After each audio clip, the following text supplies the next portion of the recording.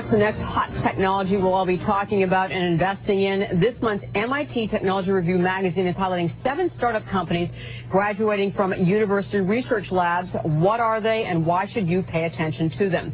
Joining us is John Bennett. He is Technology Review's editor-in-chief. Good morning, John. Nice to see you. Nice to see you. So why focus on startups coming out of the university research labs? These are baby companies. Yeah, they're very early stage companies. We focus on them because we think that startup companies coming out of universities are an important part of the American innovation system.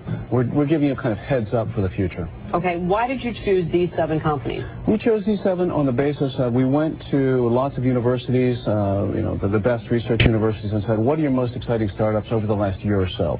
Then the editors of Technology Review sat down and looked at 3 factors. One is the value of the technology itself. Second is how well are these companies capitalized. And the third is we looked at their founders, the scientific founders and the business founders, looked at all 3 factors and picked these 7 as the ones to watch. Okay, we don't have time to go over all 7 companies, but you chose 3 for us. And I will tell our viewers they should read MIT's Technology Review magazine to look at the other 4. But the 3 that you chose for us, you chose them because you believe they have large future commercial potential. Yes, we do. All right, what are they? We've got the list. One is called Cellular Genomics. It's a company out of Yale. They're looking at proteins called kinases, which may be very important in treating disease.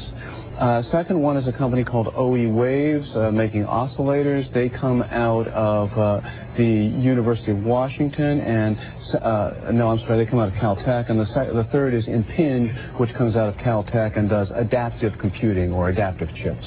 How do we judge the commercial potential of these 3 specific kinds of technology? I'm looking, kinase-based cancer drugs and optical oscillators, adaptive computing.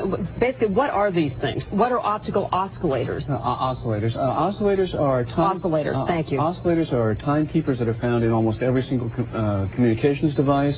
The ones that are used today are based on quartz vibrations and quartz crystals. Those aren't fast enough to keep up with optical networks, and this company, OEwaves, is making oscillators that are based on optical principles that are much faster. All right, these are startups. They are not publicly traded.